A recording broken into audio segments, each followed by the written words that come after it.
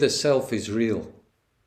Maharaj, the world is but a show, glittering and empty. It is and yet it is not. It is there as long as I want to see it and take part in it. When I cease caring, it dissolves. It has no cause and serves no purpose.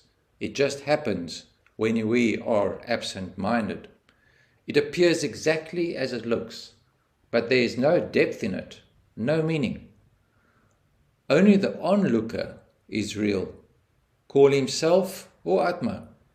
To the self, the world is but a colourful show, which he enjoys as long as it lasts and forgets when it's over. Whatever happens on the stage makes him shudder in terror or roll with laughter, yet all the time he is aware that it is but a show. Without desire or fear, he enjoys it as it happens. Questioner.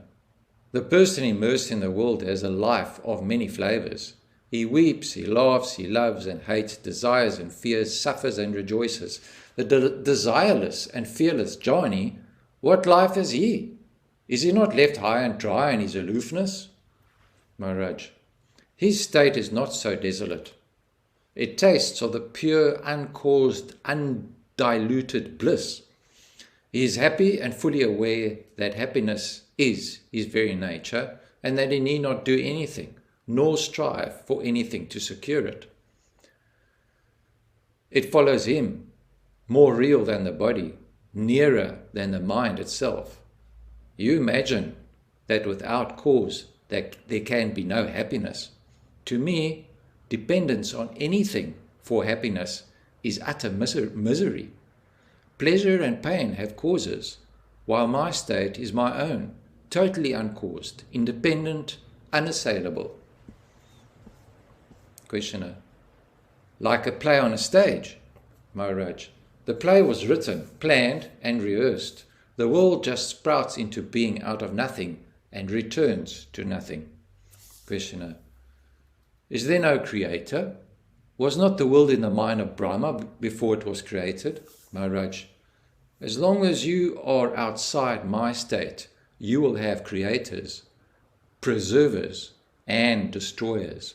But once with me, you'll know the self only and see yourself in all. Questioner. You function nevertheless, Maharaj. When you are giddy, you see the world running circles around you. Obsessed with the idea of means and end, of work and purpose, you see me apparently functioning. In reality, I only look. Whatever is done on the stage. Joy and sorrow, life and death, they all are real to the man in bondage. To me, they are all in the show, as unreal as the show itself. I may perceive the world just like you, but you believe to be in it, while I see it as an iridescent drop in the vast expanse of consciousness. Questioner. We are all getting old. Our age is not pleasant.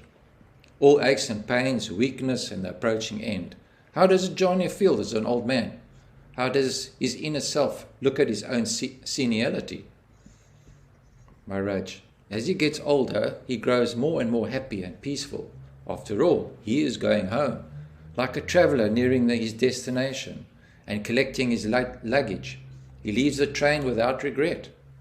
Questioner. Surely there is a contradiction. We are told that Johnny is beyond all change. His happiness neither grows nor wanes. How can he grow happier because older, and that in spite of physical weakness and so on? Maharaj. There is no contradiction. The real of destiny is coming to its end. The mind is happy. The mist of bodily existence is lifting. The burden of the body is growing less from day to day. Questioner. Let us say that Johnny is ill. He has caught some flu and every joint aches and burns. What is his state of mind? Maharaj. Every sensation is contemplated in perfect equanimity. There is no desire for it, nor refusal.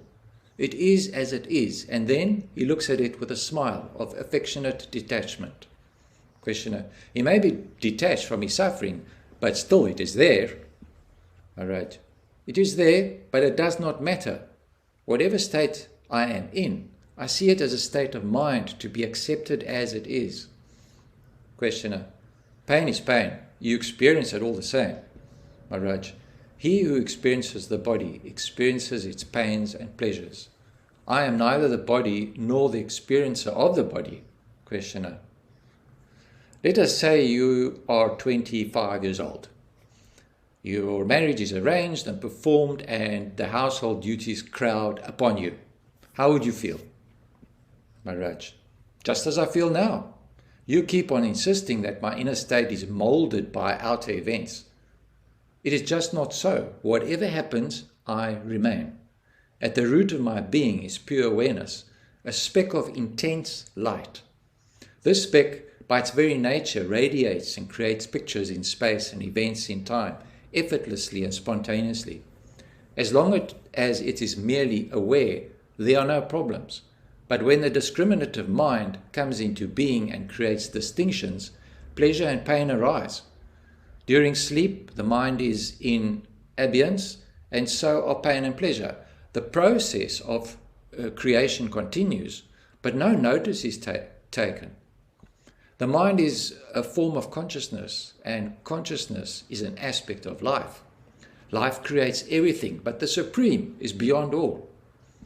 Questioner, the Supreme is the master, and consciousness his servant. Maharaj, the master is consciousness, not beyond it. In terms of consciousness, the Supreme is both creation and dissolution, concretion and abstraction, the focal and the universe. It is also neither. Words do not reach there, nor the mind. Questioner, the jnani seems to be a very lonely being all by himself. Maharaj, he is alone, but he is all. He is not even a being. He is the beingness of all beings. Not even that. No words apply. He is what he is, the ground from which all grows. Questioner, are you not afraid to die? Maharaj, I shall tell you how my guru's guru died. After announcing that his end was nearing, he stopped eating without changing the routine of his daily life. On the 11th day, at prayer time, he was singing and clapping vigorously and suddenly died. Just like that, between two movements, like a blown out candle. Everybody dies as he lives. I'm not afraid of death because I'm not afraid of life. I live a happy life and shall die a happy death. Misery is to be born, not to die. All depends how you look at it. Questioner, there can be no evidence of your state. All I know about it is what you say. All I see is a very interesting old man. Questioner, you are the interesting old man, not me. I was never born. How can I grow old? What I appear to be to you exists only in your mind. I am not concerned with it. Questioner, even as a dream, you are a most unusual dream. Maharaj, I am a dream that can wake you up. You will have the proof of it in your very waking up. Questioner, imagine news reach you that I have died. Somebody tells you, you know so-and-so? He died. What would be your reaction? Maharaj, I would be very happy to have you back home. Really glad to see you out of this foolishness. Questioner, which foolishness? Maharaj, of thinking that you were born and will die, that you are a body displaying a mind, and all such nonsense. In my world, nobody is born and nobody dies. Some people go on a journey and come back. Some never leave. What difference does it make since they travel in dreamlands, each wrapped up in his own dream? Only the waking up is important. It is enough to know the I am as reality and also love. Questioner, my approach is not so absolute, hence my question. Throughout the West, people are in search of something real.